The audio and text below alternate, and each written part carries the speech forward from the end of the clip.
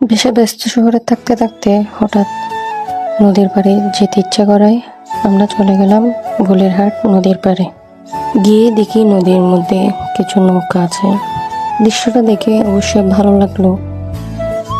আপনারা কিভাবে কম খরচে নদীর পাড়ে ঘুরে আসতে পারেন ভোলেরহাট নদীর পাড়টি দেখতে হলে পুরো ভিডিওটি দেখুন। তারপর কয়েকজন বন্ধু মিলে ডিসিশন নিয়ে নিলাম যে ভোলেরহাট যাচ্ছি আমরা। তারপর আমার এই বন্ধুটাকে বললাম ও যাবে কিনা, সে সরাসরি না করে দেওয়ায় আমরা চলে গেলাম। আমরা সবার প্রথমে চলে আসলাম খাজারোটের মুখে। খাজারোটের মুখ থেকে আপনারা সবাই সিএনজি পেয়ে যাবেন। এই সিএনজি করে আমরা মাত্র 10 টাকা ভাড়াতে আমরা চলে গেলাম গিয়াতে আমাদের কাঙ্ক্ষিত স্পটে ভোলেরহাট নদীর পাড়ে। যদিও এই ভোলেরহাট ফার্নিচারের জন্য বিখ্যাত, তাও আমরা আজকে ফার্নিচার নেওয়ার উদ্দেশ্য অথবা ফার্নিচার ক্রয় করবো এরকম কোনো উদ্দেশ্য নিয়ে আসি নাই।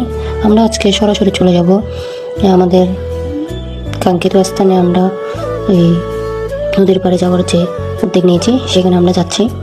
সো আপনারা দেখতে পাচ্ছেন এখানে অনেক ধরনের ফার্নিচার আছে, আরও অনেক সুন্দর সুন্দর ফার্নিচারের দোকান অথবা কি ফার্নিচার বিভিন্ন সামগ্রী জিনিস ছিল। আমি অবশ্যই এগুলো নিতে পারি নাই। গাইস সিএনজি আমাদেরকে এই পর্যন্ত নামিয়ে দিয়েছে। এখান থেকে আমরা হেঁটে হেঁটে চলে যাব এই নদীর পাড়ে। আপনারা নদীর পাড়ে যাওয়ার পথটি একটু দেখে রাখুন। এখানে মেবি গাড়ি চলাচল করা যায় না অথবা করতে পারবে না। আমরা রোডে দিয়ে আস্তে আস্তে হেঁটে চলে গেলাম। ওই উপরের দিকে উঠে নদী। আপনারা ভালো করে রোডটি লক্ষ্য করে দেখুন, এখানে গাড়ি ঘোড়া চলবে না। আমাদেরকে ভালো করে দেখানোর উদ্দেশ্যে আরও কিছুক্ষণ নিলাম। এখানে আমরা উপরের দিকে উঠা শুরু করলাম। সবচেয়ে বেশি কষ্ট হয়েছে আমাদের থেকে এই জায়গাটাতে উঠতে। উপরের দিকে অনেকক্ষণ হাঁটার পর আমরা হাঁটার পর আমরা একটু নদীর দেখা পেলাম। ওইদিকে নদী, তারপরে এইদিকে আছে আপনার মরুভূমির মতো একটা জায়গা, মানে সব বালু, এখানে বালু আর বালু, ওই সাইডে কিন্তু সব নদী। দেখতে সুন্দর লাগছিল সব কিছু। মোটামুটি গরম থাকলেও রোদ থাকলেও কিন্তু ভালো লেগেছে এই নদীটি দেখে। তারপর আমরা আরও কিছুক্ষণ হেঁটে সামনের দিকে চলে গেলাম। এই মরুভূমির মতো জায়গাতে হাঁটতে অবশ্যই কষ্ট হচ্ছিল, কিন্তু পাশে এই নদী বারবার মন ভালো করে দিচ্ছিল। কিছুক্ষণ হেঁটে নদীর দেখা পাচ্ছি আমরা।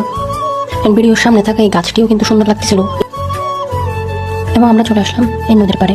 কতক্ষণ আমরা এখানে টাইম স্পেন্ড করলাম, সুন্দর বাতাস। পাশের এই রুটটি হচ্ছে মেরিন ড্রাইভ। তারপর আমরা বন্ধুরা মিলে একটা ভিডিও নিলাম। আপনাদেরকে ভিডিওটা দেখাবো, আমরা যে ভিডিওটা নিয়েছি। আর দেশে মুসলমানের ঘর দুয়ারে মেহেদি রজনী নাম লাগাই গ্যালারি সিস্টেম সাজায় সন বাক্স ডবল আনে মোবাইল তুন গান সারে দি হিন্দি গানত তালে তালে ডিস্কো গানত তালে তালে রবীন্দ্র গানত তালে তালে।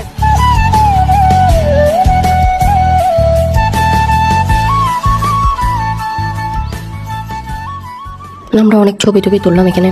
ছবি তোলার পর আমরা রোদ বেশি ছিল তাই বেশিক্ষণ থাকতে পারলাম না, চলে আসার জন্য প্রস্তুতি নিচ্ছিলাম।